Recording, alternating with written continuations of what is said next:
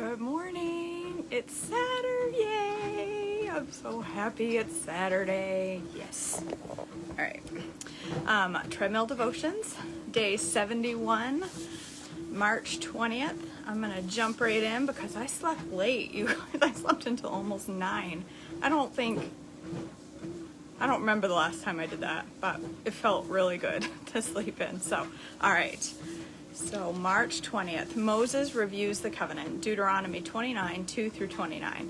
Moses summoned all the Israelites and said to them, "You have seen with your own eyes everything the Lord did in the land of Egypt to Pharaoh and to all of his servants and to his whole country, all the great tests of strength, the miraculous signs, and the amazing wonders. But to this day the Lord has not given you minds to understand, nor eyes to see, nor ears to hear. For 40 years I led you through the wilderness, yet your clothes and sandals did not wear out. You ate no bread, drank no wine or other alcoholic drink, but he provided for you, so that you would know that he is the Lord your God. When we came here, King Sihon of Heshbon and King Og of Bashan came out to fight against us, but we defeated them. We took their land and gave it to the tribes of Reuben and Gad and to the half-tribe of Manasseh as their grant of land. Therefore, obey the terms of this covenant, so that you will prosper in everything you do. All of you, tribal leaders, elders, officers, all the men of Israel, are standing today in the presence of the Lord your God. Your little ones and your wives are with you, as well as the foreigners living among you, who chop your wood and carry your water. You are standing here today to enter the covenant of the Lord your God. The Lord is making this covenant, including the curses. By entering this covenant today, he will establish you as his people and confirm that he is your God, just as he promised you, and he swore to your ancestors, Abraham, Isaac, and Jacob. Make sure you guys can hear me. Yesterday it wasn't working. All right. But you are not the only ones with whom I am making this covenant with its curses. I am making this covenant both with you who stand here today in the presence of the Lord our God, and also with the future generations who are not standing here today. You remember how we lived in the land of Egypt and how we traveled through the lands of enemy nations as we left. You have seen their detestable practices and their idols made of wood, stone, silver, and gold. I'm making this covenant with you so that no one among you, no man, woman, clan, or tribe, will turn away from the Lord our God to worship these gods of other nations, and so that no root among you bears bitter and poisonous fruit. Those who hear the warnings of this curse should not congratulate themselves, thinking, I am safe, even though I am following the desires of my own stubborn heart. This would lead to utter ruin. The Lord will never pardon such people. Instead, his anger and jealousy will burn against them. All the curses written in this book will come down on them, and the Lord will erase their name from under heaven. The Lord will separate them from all the tribes of Israel, to pour out on them all the curses of the covenant recorded in the book of instruction. Then the generations to come, both your own descendants and the foreigners who come from distant lands, will see the devastation of the land and the diseases the Lord inflicts upon it. They will exclaim, "The whole land is devastated by sulfur and salt. It is a wasteland with nothing planted and nothing growing, not even a blade of grass. It is like the cities of Sodom and Gomorrah, Admah and Zeboim, which the Lord destroyed in his intense anger." And all the surrounding nations will ask, "Why has the Lord done this to the land? Why was he so angry?" And the answer will be, this happened because the people of the land abandoned the covenant that the Lord their God of their ancestors made with them when he brought them out of the land of Egypt. Instead, they turned away to serve and worship gods they had not known before, gods that were not from the Lord. That is why the Lord's anger has burned against this land, bringing down on it every curse recorded in this book. In great anger and fury, the Lord uprooted his people from their land and banished them to another land, where they still live today. The Lord our God has secrets known to no one. We are not accountable for them, but we and our children are accountable forever for all that he has revealed to us, so that we may obey all the terms of these instructions. A call to return to the Lord, Deuteronomy 30, 1 through 10. In the future, when you experience all these blessings and curses I have listed for you, and when you are living among the nations to which the Lord your God has exiled you, take to heart all these instructions. If at that time you and your children return to the Lord your God, and if you obey with all your heart and all your soul and all the commands I have given you today, then the Lord your God will restore your fortunes. He will have mercy on you and gather you back from all the nations where he has scattered you. Even though you are banished to the ends ends of the earth, the Lord your God will gather you from there and bring you back again. The Lord your God will return to you the land that belonged to your ancestors, and you will possess that land again. Then he will make you even more prosperous and numerous than your ancestors.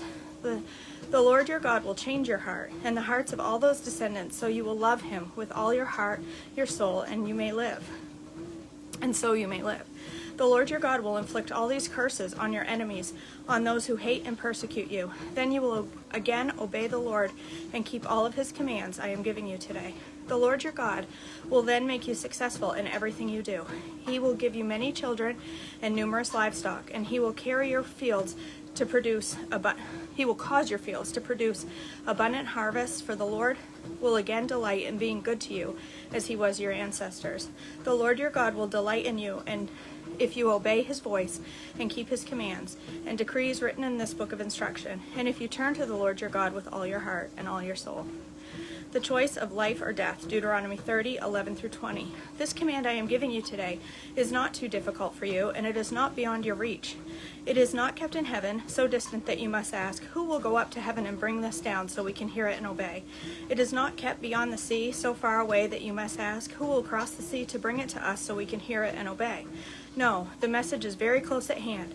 It is on your lips and in your heart so that you can obey it. Now listen, today I am giving you a choice between life and death, between prosperity and disaster. For I command you to this day to love the Lord your God and to keep his commands, decrees, and regulations by walking in his ways. If you do this, you will live and multiply, and the Lord your God will bless you and the land you are about to enter and occupy. But if your heart turns away and you refuse to listen, and if you are drawn away to serve and worship other gods, then I warn you now that you will certainly be destroyed. You will not live a long, good life in the land you are crossing the Jordan to occupy. Today I have given you the choice between life and death, between blessings and curses. Now I call on heaven and earth to witness the choice you make. Oh, that you would choose life, so that you and your descendants might live. You can make this choice by loving the Lord your God, obeying him, and committing yourself firmly to him. This is the key to your life, and if you love and obey the Lord, you will live long in the land the Lord swore to give your ancestors Abraham, Isaac, and Jacob. Joshua becomes Israel's leader, Deuteronomy 31:1-8. When Moses had finished giving these instructions to all of the people of Israel, he said, I am now 120 years old, and I am no longer able to lead you. The Lord has told me you will not cross the Jordan River, but the Lord your God himself will cross over ahead of you. He will destroy the nations living there, and you will take possession of their land. Joshua will lead you across the river, just as the Lord has promised. The Lord will destroy the nations living in the land, just as he destroyed Sihon and Og, the king of the Amorites, the kings of the Amorites. The Lord will hand over to you the people who live there, and you must deal with them as I have commanded you. So be strong and courageous. Do not be afraid, and do not panic before them, for the Lord your God will personally go ahead of you. He will never fail you nor abandon you. Then Moses called for Joshua, and all of Israel watched. He said to him, Be strong and courageous, for you will lead these people into the land that the Lord swore to their ancestors he would give them. You are the one who will fight. You are the one who will divide it among them as grants of land. Do not be afraid or discouraged, for the Lord will personally go ahead of you. He will be with you, but he will never fail you and nor abandon you. Public reading of the law, Deuteronomy 31:9-13. So Moses wrote this entire body of instruction in a book and gave it to the priests who carried the ark of the Lord's covenant and to the elders of Israel. Then Moses gave them this command. At the end of every 7th year, the year of release during the Festival of Shelters, you must read this book of instruction to all the people of Israel when they assemble before the Lord your God at the place he chooses. Call them together, men, women, and children, and the foreigners living in your towns, so they may hear this book of instruction and learn. Whoa, stop.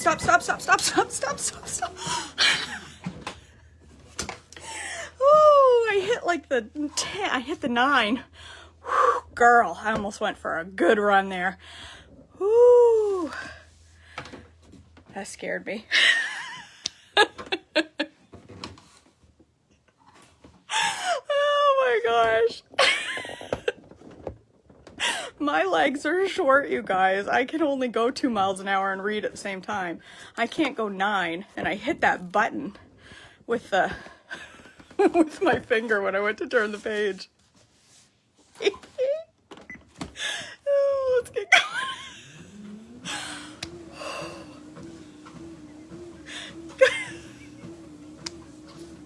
Oh my gosh. All right. Call them all together, men, women, children, and foreigners living in your towns, so they may hear this book of instruction and learn to fear the Lord your God and carefully obey all the terms of these instructions. So do this so that your children will, now I can't read. Do this so that your children who have not known these instructions will hear them and then will learn to fear the Lord your God. Do this as long as you live in the land you are crossing the Jordan to occupy. Israel's disobedience predicted. Deuteronomy 31:14-29. Then the Lord said to Moses, the time has come for you to die. Call Joshua and present yourselves at the tabernacle, so that I may commission him from there. So Moses and Joshua went and presented themselves at the tabernacle, and the Lord appeared to them in a pillar of cloud and stood at the entrance to the sacred tent. Then the Lord said to Moses, you are about to die and join your ancestors. After you are gone, these people will begin to worship foreign gods, the gods of the land where they are going. They will abandon me and break my covenant I have made with them. Then my anger will blaze forth against them, and I will abandon them, hiding my face from them, and they will be devoured. Terrible trouble will come down on them. On that day they will say, these disasters have come down on us because God is no longer among us.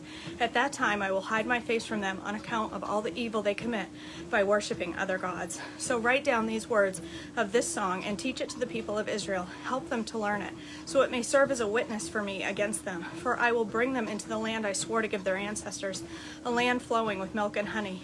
There they will become prosperous, eat all the food they want, and become fat. But they will begin to worship other gods.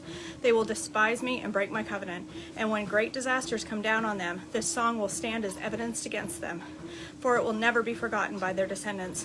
I know the intentions of these people, even now before they have entered the land I swore to give them. So that very day Moses wrote down the words of the song and taught it to the Israelites. Then the Lord commissioned Joshua, son of Nun, with these words, be strong and courageous, for you must bring the people of Israel into the land I swore to give them. I will be with you. When Moses had finished writing the entire body of instruction in the book, he gave this command to the Levites, who carried the ark of the Lord's covenant. Take this book of instruction, place it beside the ark of the covenant of the Lord your God, so that you may remain there as a witness, against the people of Israel. For I know how rebellious and stubborn you are. Even now, while I am still alive and here with you, you have rebelled against the Lord. How much more rebellious will you be after my death? Now summon all the elders and officials of your tribes so that I can speak to them directly and call heaven and earth to witness against them. I know that after my death you will become utterly corrupt and will turn from the way I have commanded you to follow. In the days to come, disaster will come down on you, for you will do what is evil in the Lord's sight, making him very angry with your actions. All right, that's it. We almost went for quite the run. A 9. If I tried to run at 9 on this treadmill, I would shoot right back through that sheetrock. With the length of my little legs, 2 miles is plenty. Oh my gosh. All right. That's it for March 20th, the first day of spring. I shut my treadmill off before I looked to see how long we walked, but that's okay. All right. Whoops, I just turned it back on. I don't need it on. All right, I am going to go upstairs. I'm going to get myself ready, and I'm going to make hopefully Cadbury eggs and peanut butter Easter eggs, like eggs. I can't eat them today because I'm on a fuel pull day, but I can eat them Monday, and I will have them in my fridge just waiting to devour on Monday. So, all right, that's it for Treadmill Devotions for March 20th. Thank you for joining, and I will hopefully see you upstairs in a few minutes. All right, love you guys. Bye.